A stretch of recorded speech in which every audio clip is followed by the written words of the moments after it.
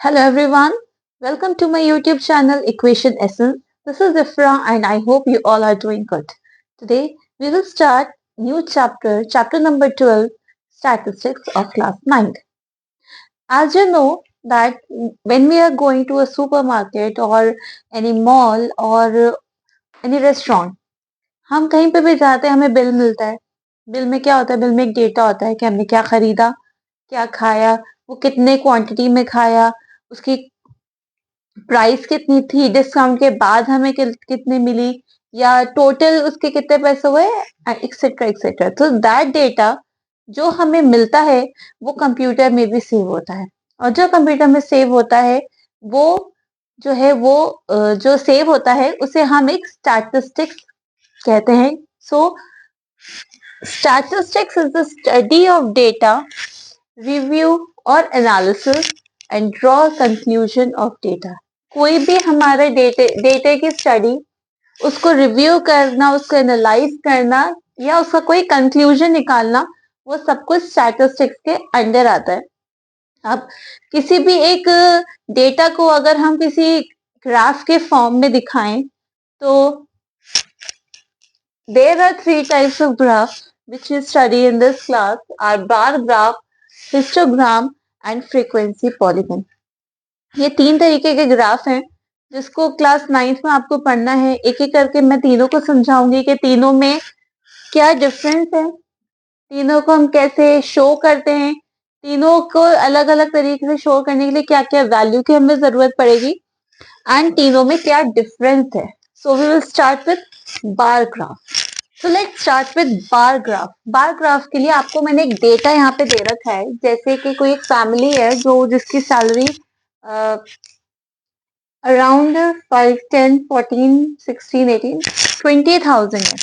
20,000 में उन्होंने अपने एक्सपेंडिचर्स दे रखे हैं कि वो महीने के 20,000 में अपने पैसे कैसे खर्च करते हैं. ग्रोसरी पे 4,000, रेंट पे 5,000, education 5,000, medicine 2,000, fuel 2,000, entertainment 1,000 and miscellaneous मतलब कोई ऊपर ही जो खर्चे होते हैं 1,000. तो ये एक हमें क्या दिया हुआ है? डेटा दिया हुआ है और हमें इस डेटे को बार ग्राफ में शो करना है. तो कोई भी बार ग्राफ शो करने के लिए हमें दो चीजों की बहुत इंपॉर्टेंट होता है. एक होता है हमारा एक्स एक्सिस और एक होता है हमारा Y axis. This is X axis and this is Y axis. यहाँ पे क्योंकि मेरे पास ना स्मार्ट बोर्ड है ना ही ग्राफ पेपर है, तो I will make it a rough graph for you, but आपको हमेशा ग्राफ पेपर पे बनाना है and use a ruler. And जो वैल्यूज है और जो हम वैल्यूज को प्रॉपरली शो कर रहे हैं वो हमें इक्वल रखनी है विद अ 1 सेंटीमीटर गैप. तो this is X axis and this is Y axis. अब हमें वैल्यूज क्या दी हुई? 4, 5, 5, 2, 2, 1, 1. मतलब lowest value is 1 and highest value is 5. तो हम वाई एक्सिस पे 1, 1 के गैप से 1, 2, 3, 4, 5, 6 आगे लिख देते हैं ताकि हमें ग्राफ अच्छे से मिल जाए. अब क्योंकि बार ग्राफ आप देख रहे हैं तो बार ग्राफ एक प्रॉपरली बार की शेप में होता है, मतलब इस तरीके से बनेंगे वो ग्राफ. कैसे? ग्रोसरी 4,000, तो अगर हम 4,000 में लें तो ये 1 सेंटीमीटर का बार बनाकर we will write grocery here. Next is rent. Rent हमारा है 5,000. हम इसे 5,000 पर मार्क करके ग्राफ बना के रेंट दिखा देंगे. नेक्स्ट एजुकेशन इज 5, तो एजुकेशन को भी हम बार बना के यहाँ पे एजुकेशन लिख सकते हैं. Next is medicine. मेडिसिन का हमारा 2,000 है.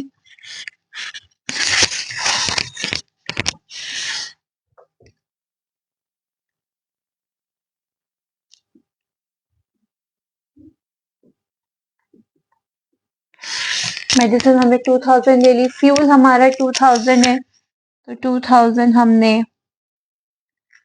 फ्यूल ले लिया। Next entertainment is 1,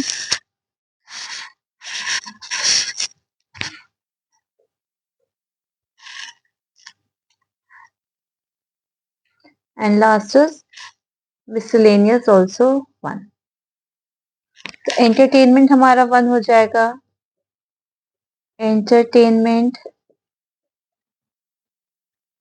and last is miscellaneous. So this is a bar graph. Bar graph में अब कुछ कुछ चीजें हैं जो आपको नोट करने की है, वो ये है कि गिवन वैल्यूज और डेटा वो हमें सिर्फ एक तरफ दिया जाता है और हमें उसे वाई एक्सिस पे शो करना पड़ता है। और जो दूसरा है, हमें अलग अलग चीजें दिखी दी होती हैं, जैसे ग्रोसरी, रेंट, एजुकेशन, उसके अलावा और भी बहुत सारी चीज होती है, अलग अलग टाइप के डेटा होते हैं। उसके हम सिंगल सिंगल बार बनाएंगे, बार के बीच में हमारा स्पेस होगा, बार एक दूसरे से जुड़े हुए नहीं होंगे, and bar should be of 1 centimetre each. So this is bar graph. Now move on to the second graph, which is histogram. Now second graph is histogram. अभी हमने बार ग्राफ में पढ़ा था और हमने देखा था बार ग्राफ में जो है वो जो ग्राफ हमने बनाए थे उनके बीच में 1 सेंटीमीटर का गैप था। हिस्टोग्राम और बार ग्राफ में यही एक फर्क है कि उन दोनों बार्स में बीच में डिफरेंस नहीं आएगा, एक बार दूसरे बार से अटैच होगा। अब वो एक बार दूसरे बार से अटैच कैसे होगा, क्योंकि जो डेटा हमें दिया हुआ होगा, जो क्लास इंटरवल्स हमें दिए हुए होंगे, वो एक दूसरे से मिले हुए होंगे। जैसे कि ये वाला एग्जाम्पल लेते हैं, यहाँ पर एक स्कूल के बच्चों के वेट दिए हुए, कोई एक क्लास है जिसमें टोटल स्टूडेंट 36 दिए हुए और उनके वेट का क्लास इंटरवल हमें ऐसे दिए हुए, इंटरवल्स ऐसे दिए हुए कि वेट हमें दिया हुआ है 30.5 से 35.5 किलोग्राम के जो स्टूडेंट्स है वो हमें 9 दिए हुए, 35.5 से 40.5 केजी का जो स्टूडेंट्स हैं वो कितने हैं, वो 6 हैं, 40.5 से 45.5 के 15 स्टूडेंट्स हैं, 45.5 से 50.5 तक 3 स्टूडेंट्स हैं, 50.5 से 55.5 तक 1, 55.5 से 60.5 तक 2। तो ये हमें क्या दिया हुआ है, डेटा दिया हुआ है, और इस डेटे को अगर हमें हिस्टोग्राम में शो करना है तो हम कैसे करेंगे, सेम वही है, पहले हमें 2 एक्सिस बनानी पड़ेगी, हमारी x axis and y axis. अब यहाँ पे क्योंकि आपको दिया हुआ है कि वैल्यू स्टार्टेड फ्रॉम 2 और 1 एंड गो अप टू 15, तो आप कैसे करिए, अगर आपके पास स्पेस नहीं है तो टेक इंटरवल ऑफ 2, तो 2, 4, 6, 8, 10, 12, 14, 16, 18, दो का हमने इंटरवल ले लिया। अब ये इंटरवल क्या है, ये इंटरवल है हमारा, यहाँ पे हम लिख लेंगे number of students. Number of students हमने ले लिए y एक्सिस पर और वेट हमारा हो जाएगा x एक्सिस पर, जो थोड़ा टेढ़ा है उसको सीधा कर लें, वेट तो हमारी ये भी है।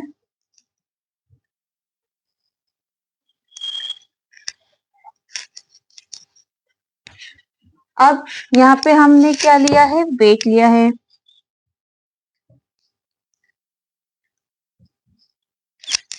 नंबर ऑफ स्टूडेंट हमारे y एक्सिस पर, वेट हमारा x एक्सिस पर। क्योंकि वेट हमारा स्टार्ट हो रहा है 30.5 से 35.5 तक और 0 से हमें लेना है, तो बीच में हम ऐसा वाला साइन बना देते हैं, ये साइन हमारा होता है कि बीच में बाकी सारी वैल्यूज है। सो लेट्स स्टार्ट विथ 1 सेंटीमीटर के हमें कट लगाने पड़ेंगे, 30.5, 35.5, 40.5। क्यों, क्योंकि 35.5, 35.5 सेम है, और आगे जो होंगे एक्सरसाइज में आपके पास कुछ क्वेश्चंस ऐसे भी आएंगे जिसमें इंटरवल सेम नहीं होंगे और हमें उन्हें सेम करना होगा। तो जब वो क्वेश्चंस आएंगे मैं आपको वो तक तरीका बताऊंगी। अभी आप सिर्फ, क्योंकि ये हमारी इंट्रोडक्टरी वीडियो है, तो सिर्फ इंट्रोडक्शन ही आप सीख लीजिए। हमारी जब एक्सरसाइज वाली वीडियो आएगी तो क्वेश्चन के हिसाब से आप वो वाली वीडियो चेक करिएगा। 40.5 टू 45.5, फिर 50.5 से 55.5, फिर 60.5 से बस।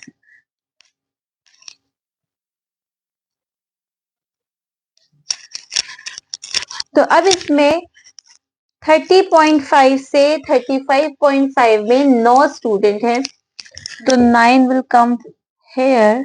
हम इससे एक ग्राफ बनाना जब स्टार्ट करेंगे तो वन फर्स्ट बार हमारा यहाँ पे बन जाएगा। सेकेंड इज 35.5 से 40.5 में हमारे 6 स्टूडेंट्स हैं, तो यहाँ से हमारे 6 स्टूडेंट्स यहाँ आ गए। फिर 40.5 से 45.5 केजी वाले स्टूडेंट्स हमारे 15 हैं, तो 15 हमारा यहाँ पे आएगा।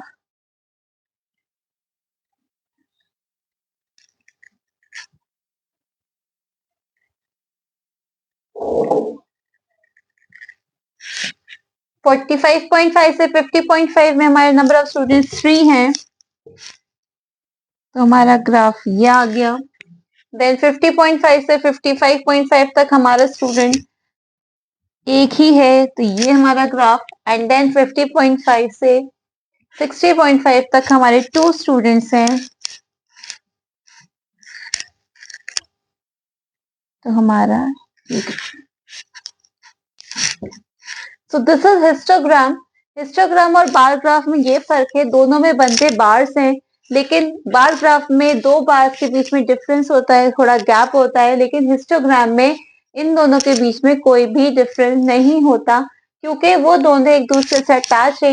ये जो क्लास इंटरवल दी हुई, अब आप एक बात याद रखिएगा, बार ग्राफ में आपको कभी भी क्लास इंटरवल नहीं दिए होंगे, आपको सिर्फ एक वैल्यू स्पेसिफिक दी हुई होगी, रेंट इतना, ग्रोसरी इतना, कोई भी खाने की वैरायटी दी होंगी तो पालक पनीर इतना, खत्म। लेकिन जब भी आपको हिस्टोग्राम बनाना होगा तो आपको एक इंटरवल दिया हुआ होगा कि यहाँ से यहाँ तक इतने लोगों ने करा, फिर वहां से वहां तक इतने लोगों ने करा, तो ये इन दोनों में डिफरेंस है। तो आपको बात समझ में आ गई बार ग्राफ और हिस्टोग्राम की।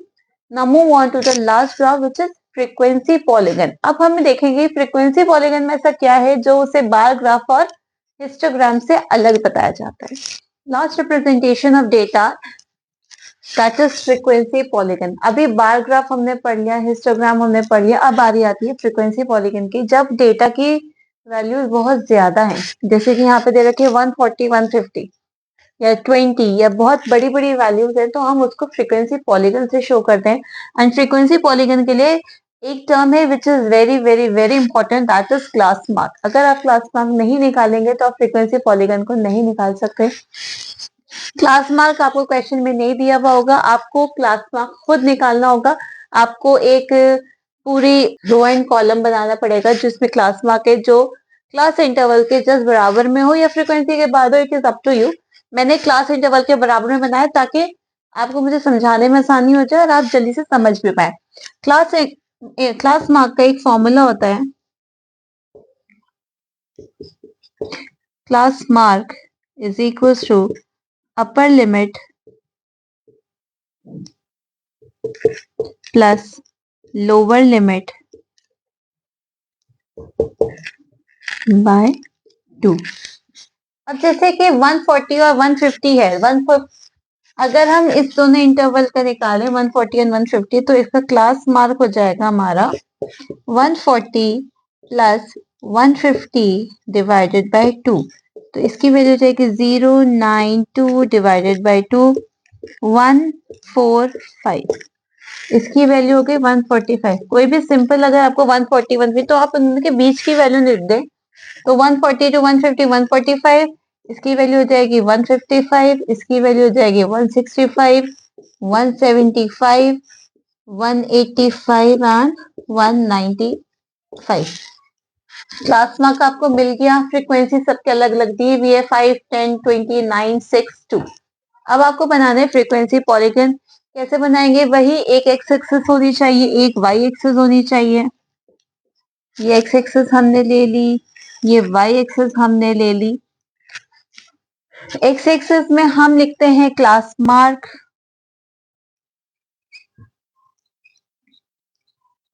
वाई एक्सिस में हम लिखते हैं फ्रीक्वेंसी जो हमें शो करनी है। ये बात याद रखिएगा कि इसमें जो है कोई भी बार नहीं लगते, इसमें हम डॉट बनाते हैं जिससे एक अलग तरीके से हमें ग्राफ दिखता है। कैसे? क्योंकि हमारी वैल्यूज बहुत ज्यादा है, 2 का इंटरवल ले लें, 2, 4, 6, 8, 10, 12, 14, 16, 18, 20। और एक्स एक्सेस में क्योंकि हमें क्लास मार्क करनी है और क्लास मार्क हमारी 145 से है, तो जैसे हमने पहले बोला था, हमें एक ऐसा साइन बना देना है जिससे क्या हो कि मतलब पहले से वैल्यूज चल रही है हमारी।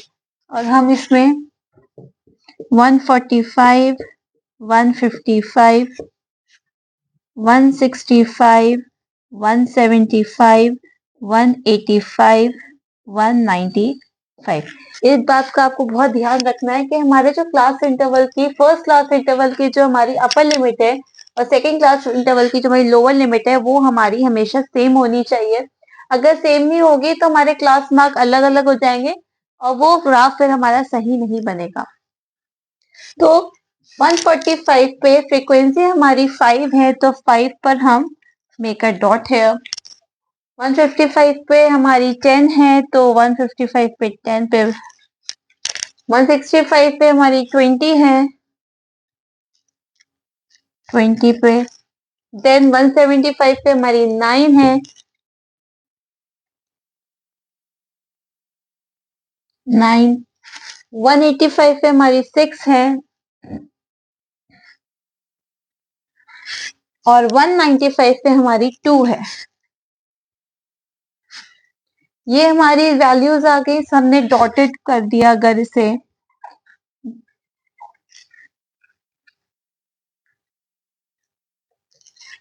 अब उस डॉट को हम कहां से स्टार्ट करेंगे? 0 से स्टार्ट करेंगे।